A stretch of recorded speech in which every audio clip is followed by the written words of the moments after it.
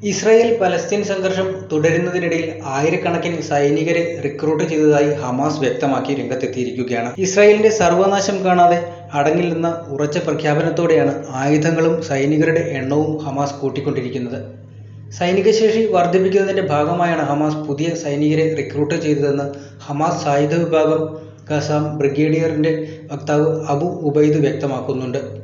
യുദ്ധത്തിനിടയിൽ ആയിരക്കണക്കിന് പുതിയ സൈനികരെ റിക്രൂട്ട് ചെയ്യാനും IDFനെതിരെ ശക്തമായ ആക്രമണം തൊടുത്തുവിടാനും തങ്ങൾക്ക് കഴിഞ്ഞുവെന്നാണ് അബു ഉബൈദ പറയുന്നത്. ഹമാസിന്റെ 24 ബ്രിഗേഡുകളും പ്രതിരോധ വിഭാഗവും ചേർന്ന് ബെയ്ലറ്റ് ഹനൂൻ മുതൽ റഫ വരെ 9 മാസത്തോളം പോരാടിയെന്നും അദ്ദേഹം പറയുന്നുണ്ട്. ഇസ്രായേൽ പൗരന്മാരെ കുരുതി കൊടുത്തുകൊണ്ട് പലസ്തീനികളെ ഇല്ലാതാക്കാനും അധികാരത്തിൽ തുടരാനുമാണ് നെതന്യാഹു ശ്രമിക്കുന്നതെന്നും ലോകം മനസ്സിലാക്കണമെന്നും അബു പറയുന്നു. ഗസയിലെ പലസ്തീനികൾക്ക് നേരെയുള്ള ആക്രമണത്തിൽ വിജയിക്കുന്നതിൽ ഇസ്രായേലിന്റെ പരാജയം പ്രധാനമന്ത്രി ബെഞ്ചമിൻ നെതന്യാഹു മറച്ചുവെക്കുകയാണെന്നും ഹമാസ് പറയുന്നുണ്ട്. എന്നാൽ ഗസയിലെ സംഘർഷം അവസാനിപ്പിക്കാൻ ലക്ഷ്യമിട്ട് കഴിഞ്ഞ ദിവസം നടന്ന ചർച്ചകൾക്കിടെ നെതന്യാഹു വെടിനിർത്തൽ പ്രമേയം തടസ്സപ്പെടുത്തിയെന്നും ഹമാസ് വ്യക്തമാക്കുന്നു. ഇസ്രായേലിന്റെ ഇത്തരം നടപടികളിൽ തീരുമാനമെടുക്കാൻ മധ്യസ്ഥ രാജ്യങ്ങളോട് ഹമാസ് പ്രസ്താവനയിലൂടെ ആവശ്യപ്പെട്ടിട്ടുണ്ട്. നിലവിലെ കണക്കുകൾ പ്രകാരം ഇസ്രായേലി സൈന്യത്തിന്റെ ആക്രമണത്തിൽ 38,150 പലസ്തീനികൾ കൊല്ലപ്പെടുകയും 87,800-ലധികം പേർക്ക് പരിക്കേൽക്കുകയും ചെയ്തിട്ടുണ്ട്. കൊല്ലപ്പെട്ടവരിൽ കൂടുതലും സ്ത്രീകളും കുട്ടികളുമാണ്. ഭക്ഷണം, ശുദ്ധജലം, പോഷകാഹാരം തുടങ്ങിയവയുടെ അഭാവമാണ് കുട്ടികളുടെ മരണത്തിനും കാരണമാക്കുന്നത്. അതിനിടെ വെസ്റ്റ് ബാങ്കിലെ പലസ്തീൻ ഭൂമിയിൽ ഇസ്രായേൽ നടത്തിയ വ്യോമാക്രമണത്തെ തുടർന്ന് വ്യാപകമായ കൃഷിനാശവും സംഭവിച്ചിട്ടുണ്ട്. ഇപ്പോഴും ഇവിടം തീയണയ്ക്കാൻ സാധിച്ചിട്ടില്ലെന്നാണ് അവിടെ നിന്നും വരുന്ന സൂചനകൾ. ഇതിനെ തുടർന്ന് നിരവധി പേരുടെ കൃഷിയാണ് നശിച്ചുപോയത്. കുടിയേറ്റക്കാർ ഗ്രാമവാസികളുടെ ഭൂമിക്ക് തീയിട്ടതായും തീ വല്ലാതെ ആളിപ്പടർന്ന് തങ്ങൾക്ക് തീ നിയന്ത്രിക്കാൻ കഴിഞ്ഞില്ലെന്നും നിരവധി പേരുടെ അധ്വാനമാണ് കത്തിയമർന്നതെന്നും ഇപ്പോഴും തീ ആളിക്കത്തിക്കൊണ്ടിരിക്കുകയുമാണെന്ന് കാർഷിക മേഖലയിൽ നിന്നുള്ള റിപ്പോർട്ടുകൾ പുറത്തുവരുന്നത്. കാർഷിക മേഖലയിൽ ഇപ്പോഴും 10,000-കണക്കിന് ദൂനാമുകളിൽ തീ ശക്തമായി കത്തിക്കൊണ്ടിരിക്കുകയാണെന്നും പലസ്തീനിയൻ സിവിലിയൻ ഡിഫൻസ് ടീമുകൾക്ക് അത് നിയന്ത്രിക്കാൻ കഴിയില്ലെന്നും അവർ പറയുന്നു. അതിനിടെ US തയ്യാറാക്കിയ വെടിനിർത്തൽ കരാറിന്റെ തുടർ ചർച്ച നടക്കാനിരിക്കെ കടുത്ത വിമർശനവുമായി ഇസ്രായേൽ ധനമന്ത്രിയും തീവ്ര വലതുപക്ഷക്കാരനുമായ ബെൻസാലെൽ സ്മോട്രിച്ച് രംഗത്ത് വന്നിട്ടുണ്ട്. ഹമാസുമായുള്ള ഏതൊരു കരാറും ഇസ്രായേലിന് തോൽവിയും അപമാനവുമായിരിക്കുമെന്നും ഇസ്രായേൽ പാർലമെന്റിലെ ചർച്ചയ്ക്കിടെ അദ്ദേഹം പറയുന്നുണ്ട്.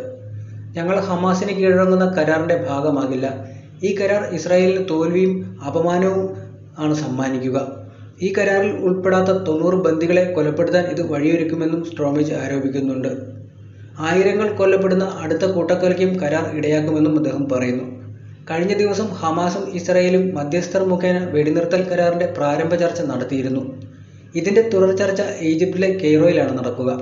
ഇതിനായി ഇസ്രായേൽ രഹസ്യാന്വേഷണ ഏജൻസിയായ ഷിൻ ബെറ്റിന്റെ തലവൻ കെയ്റോയിലേക്ക് പോകാനിരിക്കവെയാണ് സ്മോട്രിച്ചിന്റെ പ്രസ്താവന വന്നിരിക്കുന്നത്.